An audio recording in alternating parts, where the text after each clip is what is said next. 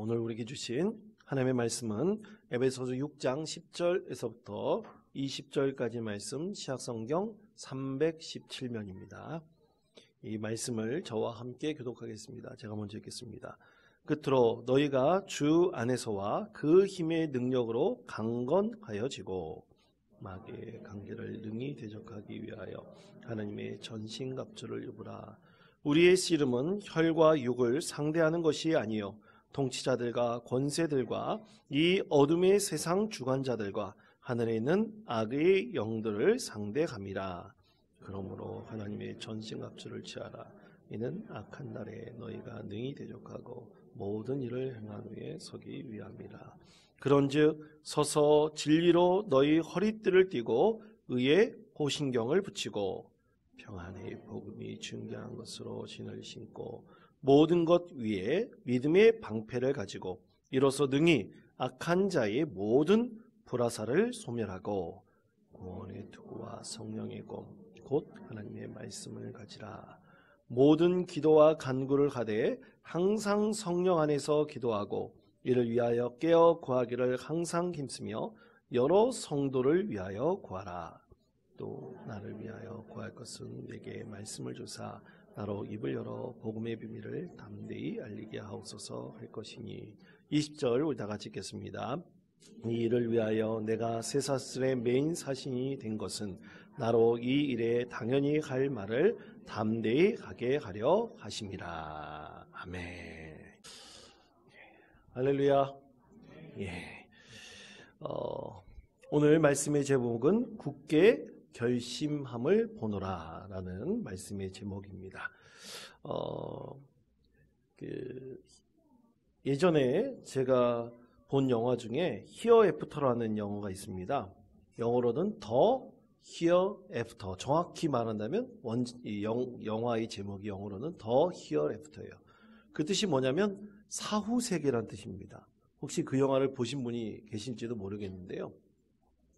여러분, 이 영화는 아주 중요한 우리 인간에게 있어서 큰 사건과 재앙 두 가지를 연결시키면서 그 상황 가운데서 영적 경험을 한 사람들의 이야기를 담고 있는데, 이 영화에는 처음에 2004년에 여러분 인도양에 엄청나게 큰 대지진이 일어나가지고 쓰나미가 일어났었죠. 여러분 기억하십니까? 2004년도에. 그래서 약 25만 명이 죽었습니다. 25만 명이 죽었는데 우리는 금방 잊어버린 것 같아요. 여러분 25만 명이라는 숫자가 죽었다는 건 대단한 거거든요. 한꺼번에. 근데 인도네시아에서만 17만 명이 그 쓰나미로 사망, 실종 당했다는 그런 얘기가 있는데요. 또 이 사건과 더불어서 런던에서 지하철 테러가 있었는데 그때 56명이 죽었습니다. 그리고 700명 정도가 이제 부상을 당했는데, 이 두 가지 큰 대형 재난과 이 사건을 바탕으로 영화가 그려져 있어요. 그런데 한 여기자가 이 쓰나미를 직접 당해서 죽을 뻔합니다. 죽을 뻔하다 겨우 살아나요. 그런데 그녀는 죽었다가 살아난 임사체험을 합니다. 실제로 몇 분간 죽어 있다가 살아나는 그런 경험을 하는데, 그때 참으로 신비한 어떤 경험을 합니다. 그 신비한 경험이 잊혀지질 않아요. 그래서 이 여기자의 삶을 완전히 그 사건이 뒤바꿔 버립니다.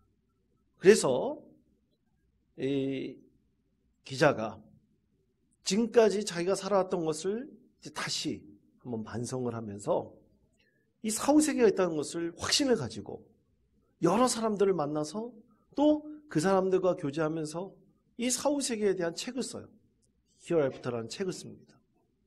그리고 또 아까 지하철 폐허 사건으로 이 56명이 죽었다고 그랬지 않습니까? 그때 쌍둥이 형제가, 남자 형제가 나오는데, 이 쌍둥이 남자 형제 중 한 아이는 이 교통사고로 아주 너무나 착한 아이인데 교통사고로 먼저 이 세상을 떠났어요. 근데 이 동생이 항상 형을 그리워해요. 너무나 친하고 너무나 사랑했던 자기 쌍둥이 형이 먼저 세상을 떠났다는 것이 너무 믿기지 않아요. 다시 한번 만나고 싶어요. 그런데 우연찮게 지하철 테러 사건에 이 어린 아이가 있었던 겁니다. 그때 아주 신비한 경험으로 이 아이가 살아나게 돼요. 이때 이 조지라는 이름을 가진 영매라는 것은 이제 죽은 사람과 만나는 이런 사람을 영매라 그러죠. 이 체험을 하는 사람을 영매라고 합니다. 그래서 이 여기자가 그 사후세계에 대한 책을 쓸 때 이 조지라는 사람은 죽은 존재에 대해서 분명히 알고 있거든요. 영매로도 이게 접촉을 하고 만나기 때문에 그와 교제를 하면서 어떤 영적인 교감을 나누게 되고, 또 그 다음에 지하철 테러 사건에서 극적으로 살아난 아주 신비한 체험을 통해서 극적으로 살아나게 됐거든요. 그런데 나중에 이 조지라는 사람이 이 소년을 만나가지고 어떻게 그 지하철 테러에서 살게 되었는지 그것에 대해서 얘기를 해줍니다. 죽은 쌍둥이 형이 이 아이를, 이 자기 동생을 극적으로 그 사건에서 벗어나게 해줍니다. 그래서 살아나게 됐다는 것을 알게 되고, 이제 그렇게 영화는 여러 가지 사건들을 엮으면서 마무리가 됩니다. 저는 그 영화를 보면서 우리가 그리스도인이잖아요. 그렇죠? 여러분, 그리스도인들은 사후세계를 믿습니까? 안 믿습니까? 믿는 분도 있고 또 그리스도인이지만 아직 사후세계에 대해서 믿지 않는 분도 분명히 있습니다. 왜냐하면 이것은 믿음의 영역이에요. 우리가 예수 그리스도를 통해서 구원받은 하나님의 자녀고, 그 진짜 믿음을 갖고 있는 사람은 분명히 죽음 이후에 여기가 하나님께서 통치하시는 그 천국이라는 그 세계가 있다는 것을 우리는 분명히 믿을 수 있죠. 그런데 우리 그리스도인이지만 아직 이 천국에 대한 믿음이 없는 분도 분명히 존재할 수가 있습니다. 그렇지만 이 사후세계에 대한 영역은 우리 기독교인의 시각으로 보는 것과 기독교인의 시각으로 보지 않는 것은 분명히 차이가 있어요. 그렇지만 분명히 어떤 종교든 간에 분명히 이 믿음의 영역에 있어서는 사후세계가 있다는 것을 분명히 믿고 그렇게 알고 있는 믿음의 사람들, 또 믿지 않지만 다른 종교를 갖고 있는 사람들도 굉장히 많이 있다는 사실입니다. 그런데 많은 과학자들은 그것을 부정하고 있죠. 근데 저는 과학자들 중에서 이해가 가지 않는 것들이 있어요. 왜냐하면 여러분, 과학자들은 우주가 지금도 계속해서 무한대로 팽창하고 있다는 것을 그들은 증명하려고 합니다. 그리고 그것을 믿고 있어요.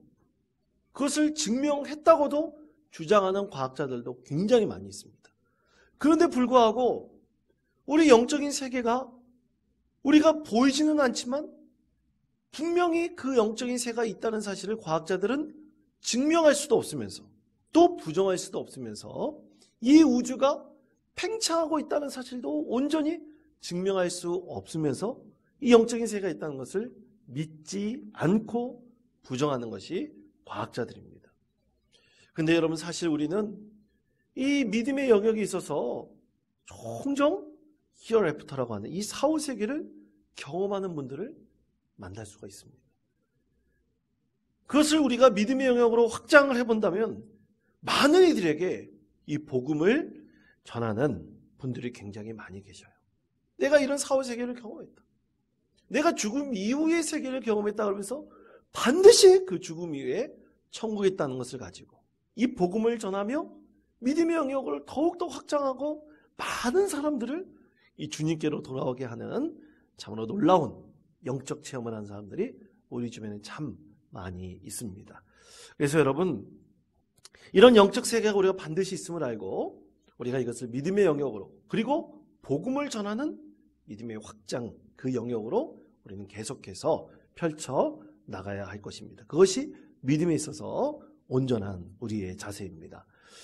오늘 말씀에서 바울 사도는 분명하게 말씀하고 있어요. 이 지금 에베소 교회에 있는 성도들에게 옥에 갇혀서 편지를 전하면서 바울 사도는 분명한 확신을 가지고 전하고 있습니다. 지금 에베소 교회가 일어나고 있는 여러 가지 일들, 영적인 문제, 또 교회의 갈등 문제, 이 모든 것들이 다 뭐라고 바울 사도는 확증하고 있냐면 이것이 다 영적인 싸움이다.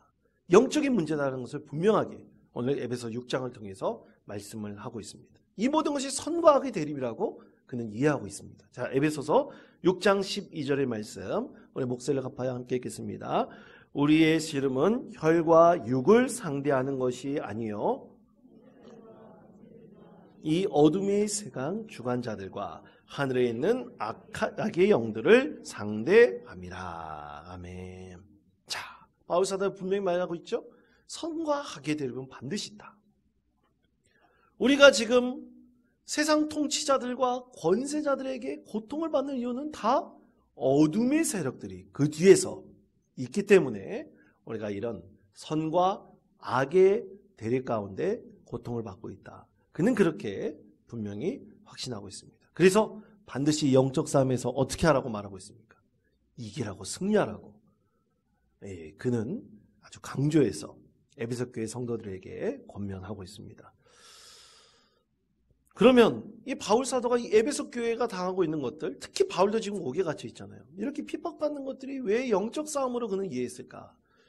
그것은 바울이 지금까지 복음을 전하며 살아왔던 삶의 발자취가 이 영적 경험을 계속해서 바울 사도가 경험함으로써 이것은 분명히 있다. 선과 악의 대립은 분명히 있다. 이 모든 것들은 영적 싸움이라는 것을 그는 분명히 확신하고 있죠.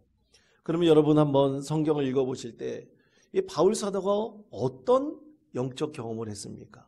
가장 먼저 경험한 게 뭡니까? 그가 다메섹으로 가는 도중에 예수님을 영적으로 경험하고 완전히 그의 마음이 돌이켜서 회심하지 않습니까? 그게 가장 첫 번째 바울 사도에게서는 영적 체험이죠. 그 다음에 또 어떤 체험을 했습니까? 여러분 한번 생각해 보세요. 바울 사도가 체험한 영적 경험이 굉장히 많습니다. 고린도후서 11장과 12장 말씀해 보면 바울이 하늘로 올라가서 삼층청 체험을 해요. 이 삼층청 체험에 대해서 그가 환상적으로 그려놓고 있죠. 또 그리고 바울 사도가 이제 드로아에서 복음을 전하는데 그 3층 높이에서 꾸벅꾸벅 졸면서 바울 사도의 얘기 듣다가 그만 졸다가 떨어져 죽은 유두고를 어떻게 합니까? 바울 사도가 살려내잖아요. 그런 영적 경험도 이제 바울 사도가 하게 됩니다. 그리고 이 바울 사도가 이 병 고치는 은혜도 굉장히 많이 일으킵니다.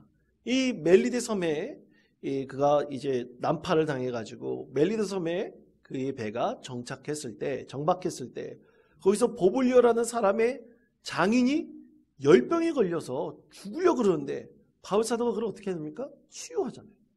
또 그리고 바울 사도가 독뱀에 물려요.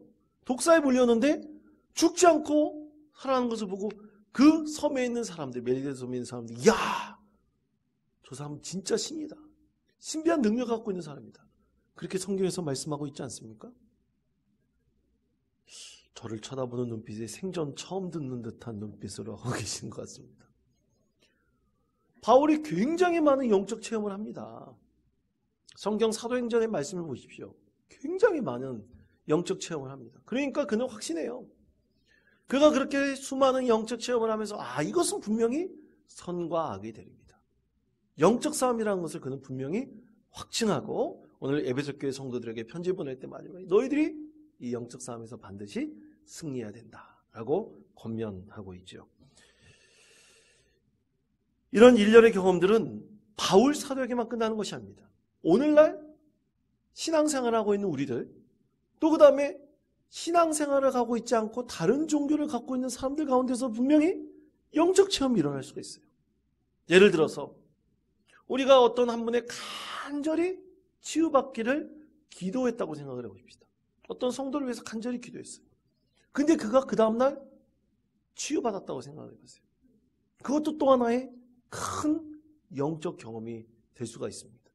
여러분, 그런 일들은 지금 우리 가운데서도 굉장히 많이 일어나고 있습니다. 또 사후세계에서도 경험한 사람들 굉장히 많아요.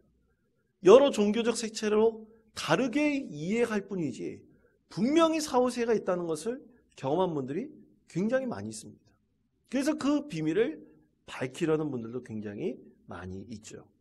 그러므로 우리 그리스도인들은 반드시 영적 세계가 있음을 분명히 알고 우리가 선과 악의 싸움이 이 세상 가운데 분명히 존재하고 있다는 것을 우리 영적 경험을 통해서 분명히 알 수가 있습니다. 여러분, 전에도 한번 드린 말씀이 있는데 이 최재천 교수라는 생태 생물학자가 있습니다. 이제 이화여대에서 대해서 은퇴하시고 이제 유튜브를 통해서 많은 이들에게 지식을 전하는 분이 있는데 이분은 무신론자예요. 이 생물학자면서 무신론자입니다. 근데 그가 리차드 도킨슨이라고 하는 만들어진 신, 그리고 이기적 유전자라고 이제 대표적인 무신론자고 기독교를 없애야 된다고 주장하는 학자가 있어요. 영국의 학자가 있습니다. 그와 한번 대화를 한 그 내용을 밝힌 적이 있었는데요. 이 리차드 도킨스는 이 종교는 모두 망상이라 그래요. 특히 기독교는 망상의 대표적인 종교다. 왜냐하면 기독교 인구가 전 세계에 가장 많거든요. 그러니까 기독교는 망상이 이뤄낸 그 장애를 많은 사람들이 앓고 있다. 그는 그렇게 주장을 합니다. 그래서 기독교는 반드시 자기 세대, 내가 죽기 전까지 없애버려야 될 대표적인 종교다 그러면서 기독교와 싸우고 있는 사람이에요. 그런데 리차드 도킨슨과 이 최지정 교수가 만나서 대화를 하다가 난 당신의 말에 도저히 동의할 수가 없다. 기독교를 없애버려야 한다는 건 난 동의할 수가 없다. 그 이유에 대해서 최지정 교수가 그렇게 설명을 했어요. 자기가 지금까지 살아왔던 시간 중에 반평생을 교회를 다녔대요. 하나님을 안 믿는데도 교회를 다녔답니다. 다닌 이유가 두 가지예요. 하나는 아내 때문에. 아내가 너무나 독실한 크리스천이거든요. 그러니까 아내 때문에 가정의 평화를 위해서 교회를 다닌 거죠. 그리고 교회를 다니면 목사님이 이렇게 저처럼 이렇게 설교를 하지 않습니까? 근데 이분은 되게 지식을 탐구하는 그 능력과 그런 욕구가 굉장히 강한 분이에요. 그래서 이 설교를 들으면서 이 종교에 대해서 또 자기의 무신론에 대해서 과연 이것이 합당한지 아닌지 이 공부를 한대요. 대단한 분 아닙니까? 그러면서 교회를 반평생을 다녔대요. 세례를 안 받고 그렇게 다녔다고 합니다. 헌금을 냈는지 안 냈는지 잘 모르겠어요. 여하튼 그렇게 교회를 다니면서 이제 설교를 듣고 그렇게 했는데 자기가 예배를 드리면서 이해하지 안 가는 것이 꼭 있었대요. 그것은 뭐냐면 그 성도들 중에서 자기 아내하고 좀 친분이 있는 성도들이 있을 거 아닙니까? 그럼 성도들의 상황을 이렇게 아내가 얘기할 거 아니에요. 그런데 너무나 힘들고 어려운 상황에 닥쳐있는 어떤 믿음의 사람이 교회에 나가서 하나님께 간절히 이렇게 기도를 하는데 세상적으로 본다면 도저히 이 견딜 수 없을 만큼의 최악의 상황인데 그 기도할 때만큼은 그 얼굴이 너무나 평안하게 보였다는 거예요. 왜 자기는 그걸 이해할 수 없다. 도저히 어떻게 보통 사람이라면 합리적으로 이성적으로 생각해 본다면 헤어날 길이 없으면 굉장히 찌푸리고 어두운 얼굴로 그렇게 지내야 됐음에도 불구하고 기도할 때만큼은 그렇게 평안한 모습을 갖고 있는 것을 봤을 때 혹시 저게 믿음의 힘인가? 자기가 그렇게 생각했다는 거예요. 그래서 리차드 도킨슨이 기독교는 없어져야 된다고 말하는 그것에 도저히 동의할 수 없었다고 합니다. 여러분, 우리가 기도 가운데 하나님께서 평안을 주시죠. 여러분 믿으십니까? 그 평안은 뭡니까? 바로 그것이 영적인 능력입니다. 그건 심리적인 힘이 아니라 우리 마음을 진정한 영혼의 평안으로 이끄시는 하나님의 영이 우리 가운데 임하게 될 때 이 세상 고통과 어려움 가운데서도 신음하는 가운데서도 진정한 평안을 주시는 그 하나님의 은혜를 경험하게 되는 것이죠. 그것이 우리 삶을 변화시키고 새롭게 하는 영적인 능력입니다. 여러분, 우리가 마음, 그 상황을 어찌할 수 없어요. 마음에 갈등이 일어나고 힘들어하는 거 우리가 어떻게 할 수가 없습니다.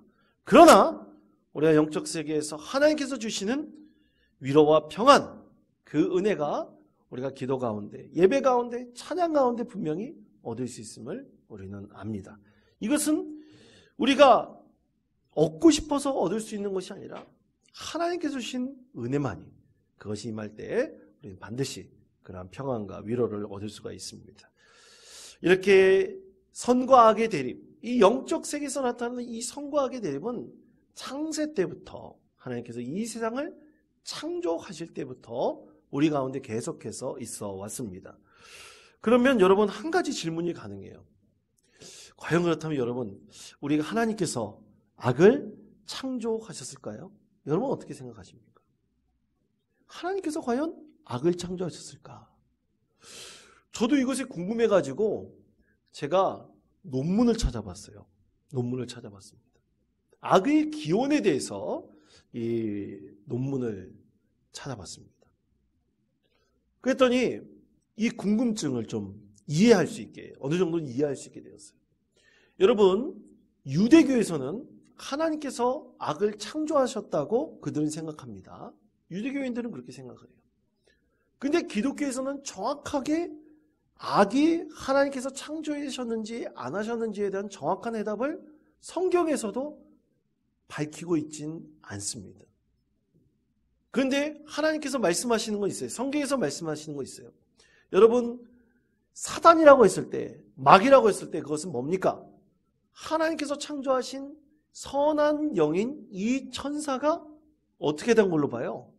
타락한 걸로 보지 않습니까?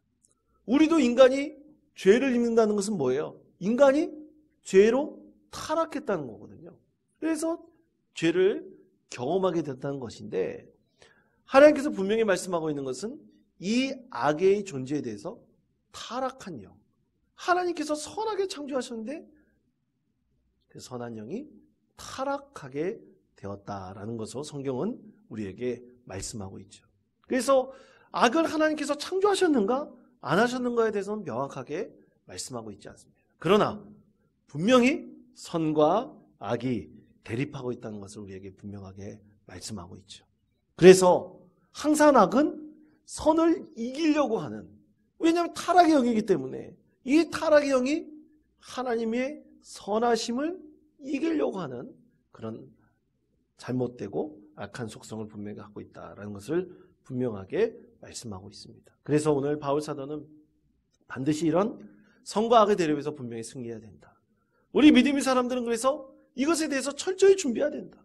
오늘 우리에게 이렇게 말씀하고 권면하고 있습니다. 자, 그렇다면 이런 영적 싸움에서 우리가 어떻게 철저히 준비하고 그 영적 싸움을 이길 수 있을까? 오늘 말씀에서는 두 가지를 우리에게 말씀하고 있습니다. 첫 번째는 믿음의 선한 싸움은 멈추지 않고 계속 되어질 것이다 라는 걸 분명하게 말씀하고 있죠. 자, 에베소 6장 10절에서부터 12절까지 말씀을 목소리를 합하여 함께 읽겠습니다.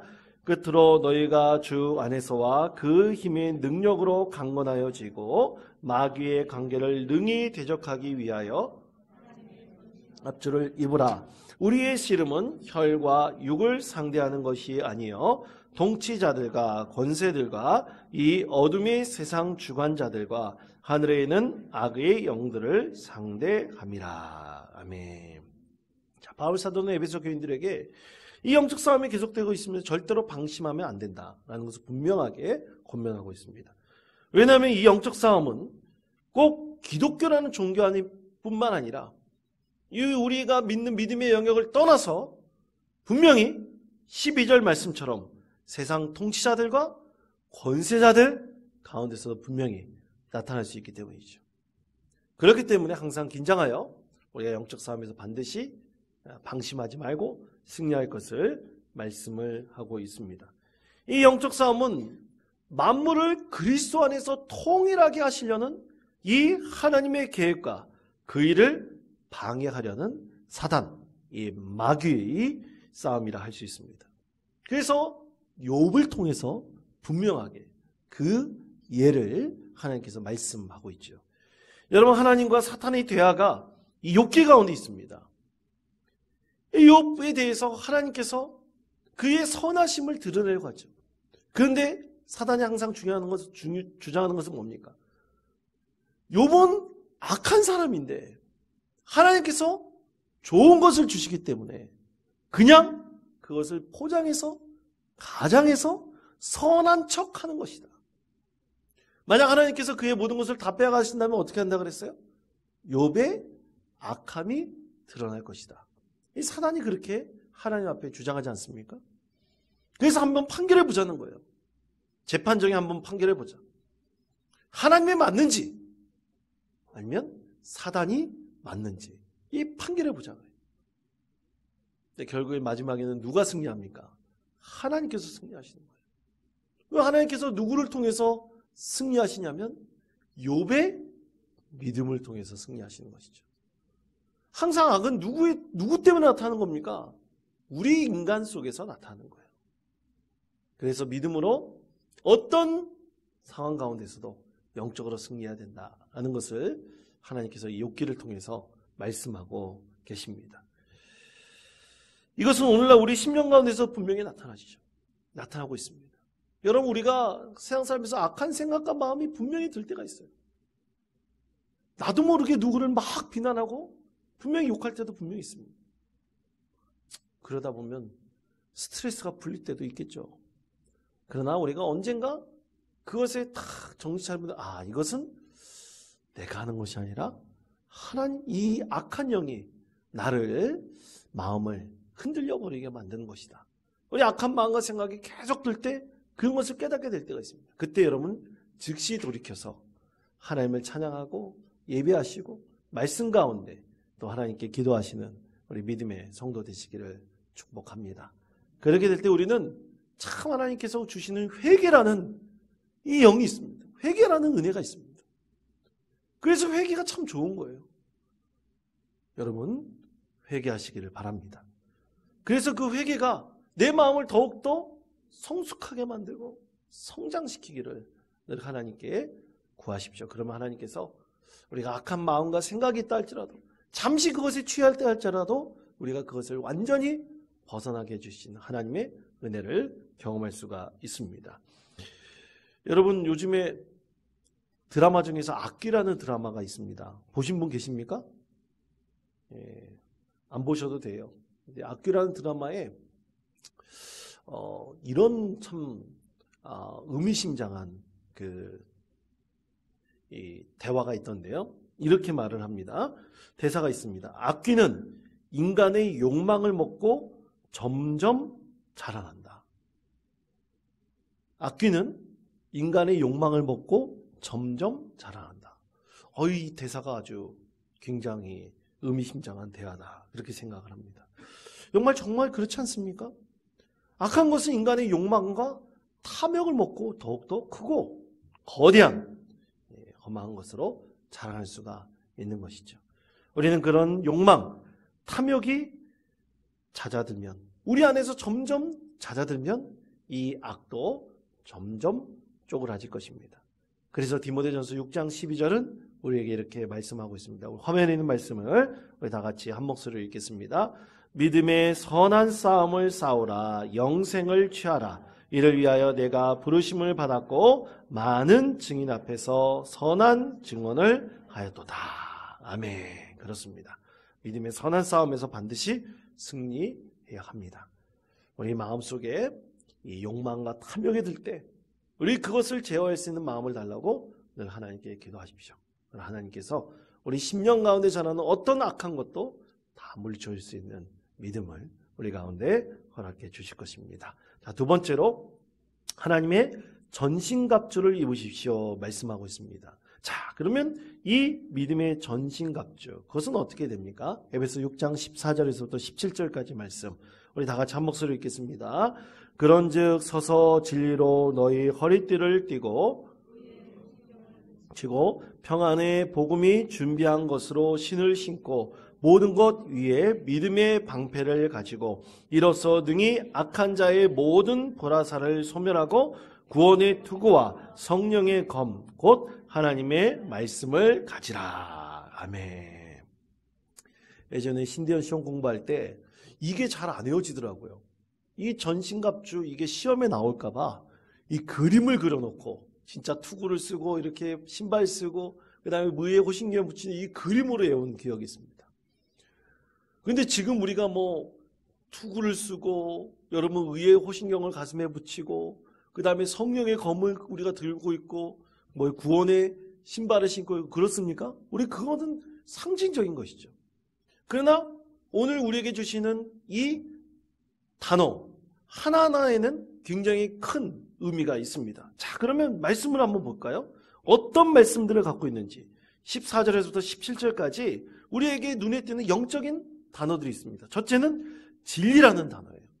그리고 두 번째는 의라는 단어입니다. 그 다음에 평안이라고 하는 평화예요. 그리고 네 번째는 믿음, 곧 인간이 우리 사람이 갖고 있는 신실함입니다.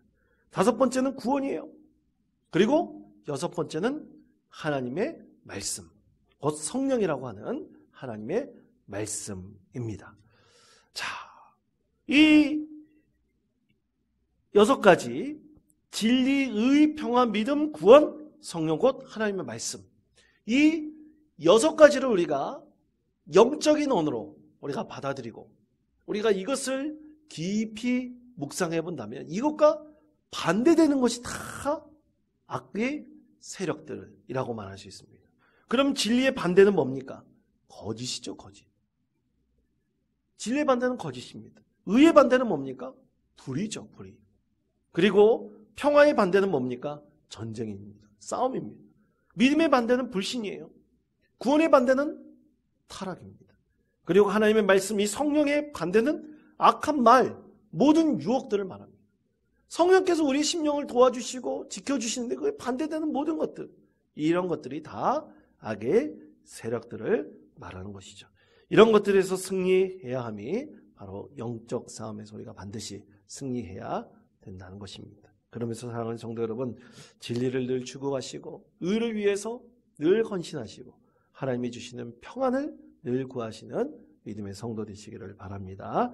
그리고 구원, 그리고 하나님의 말씀, 이 모든 것들이 우리와 늘 함께 거할 수 있기를 늘 하나님께 기도하십시오. 그렇다면 우리 하나님께서 우리의 삶을 한 방향으로 정해주실 거예요. 그 방향은 뭡니까? 결국 하나님 나라예요. 하나님 나라는 이 세상에서도, 그리고 우리가 죽은 이후에 천국에서도 이어지는 것이 하나님의 나라입니다. 그래서 하나님 나라는 분리된 것이 아니에요. 연속적이에요. 이 세상에서 그리고 저 천국으로 우리를 인도하시는 그 하나님의 나라가 결코 이 세상과 분리되어 있는 것이 아니라 연속적인 것이죠.